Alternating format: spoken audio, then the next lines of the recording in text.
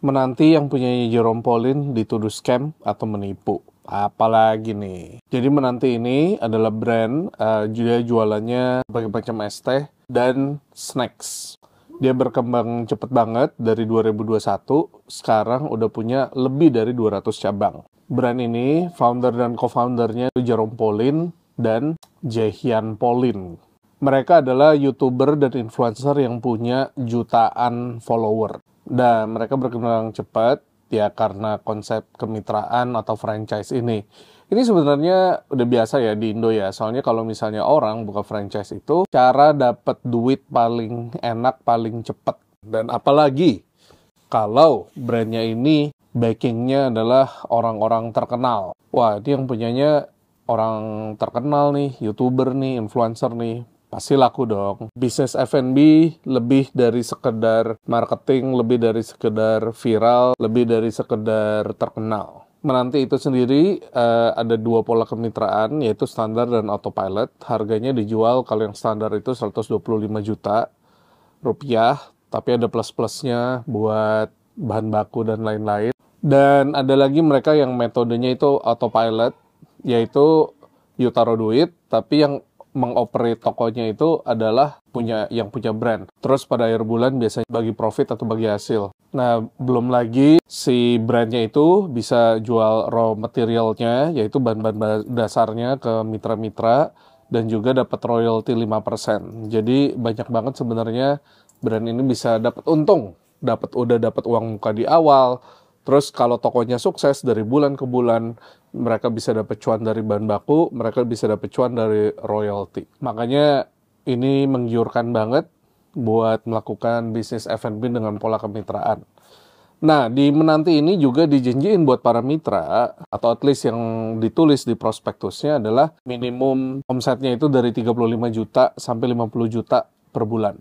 Dan balik modal kurang lebih kalau standar itu 6-10 bulan, kalau autopilot itu 9-20 bulan. Tergantung tokonya itu laku atau enggak. Nah, intinya yang barusan bikin ribut-ribut, ada account Twitter yang sepertinya nih salah satu mitra yang nggak happy dengan performance tokonya dan ke-trigger karena dia kayaknya ngeliat di BizShare, yaitu kayak startup co-founding, itu sebenarnya Menanti menggandeng BizShare lah.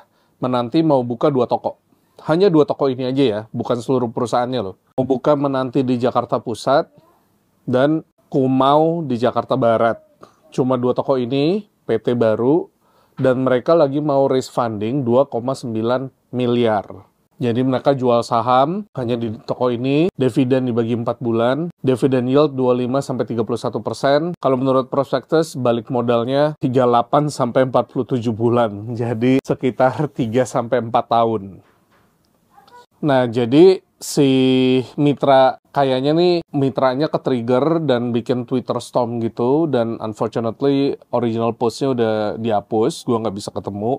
Tapi intinya dia merasa ditipu sama Menanti karena tokonya nggak laku. Terus juga manajemennya nggak bener lah, sehari cuma laku 5 cup lah. Jadi si mitra ini merasa ditipu nih sama Menanti, merasa ditipu sama manajemennya Menanti dan Jerome Pauline dan sebagainya. So, kalau menurut gue gimana? Kalau ini gue sebenarnya ada 2 masalah inti.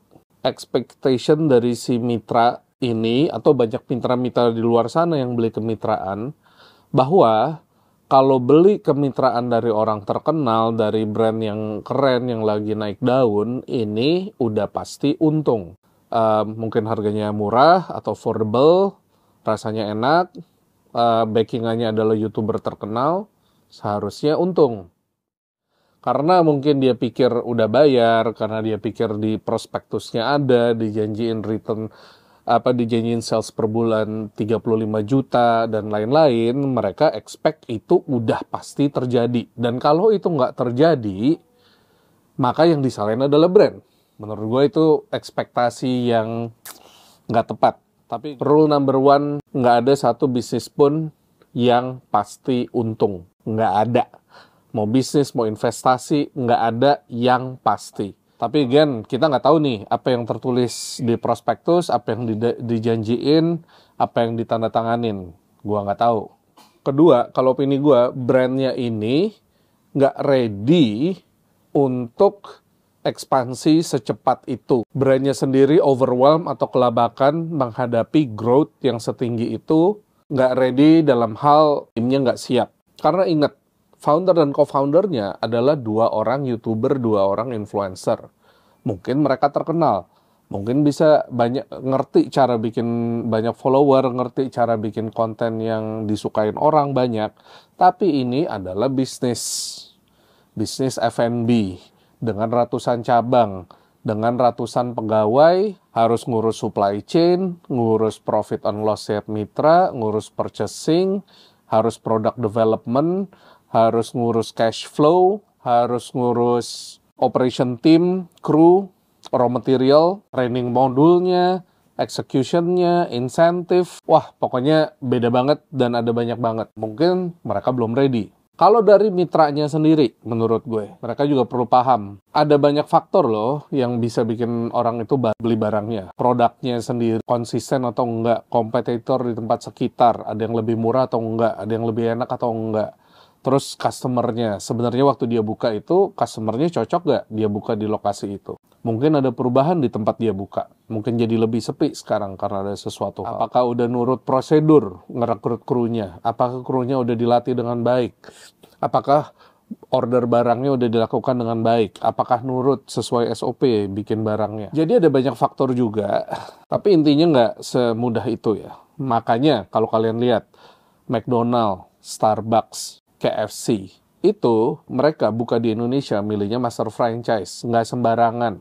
Mereka mau buka sesuatu, ada feasibility study, timnya lengkap, training modulnya lengkap.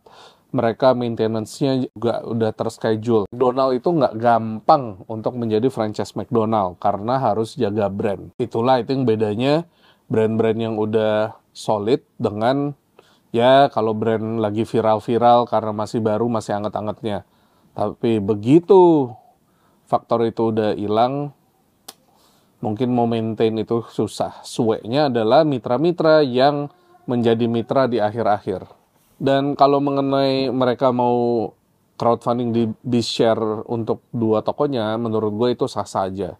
Karena mereka kan entrepreneur, mungkin internalnya lagi ada cash flow issue, mungkin mereka mau coba investasi gaya baru, ya supaya aja semoga yang udah taruh duitnya di sana, mereka sadar konsekuensinya, mereka sadar resikonya, dan semoga sukses. Dispute antara mitra dan brand yang cukup normal, cuma unfortunately ini kesannya angle-nya kok dibikin seakan-akan udah langsung nipu ya. Medianya tuh kayaknya ngegiringnya ke arah sana. Padahal menurut gue belum tentu dan gue harap semoga akhirnya dua belah pihak damai dan buat kita semua semoga ini menjadi pelajaran. Oke, gitu dulu.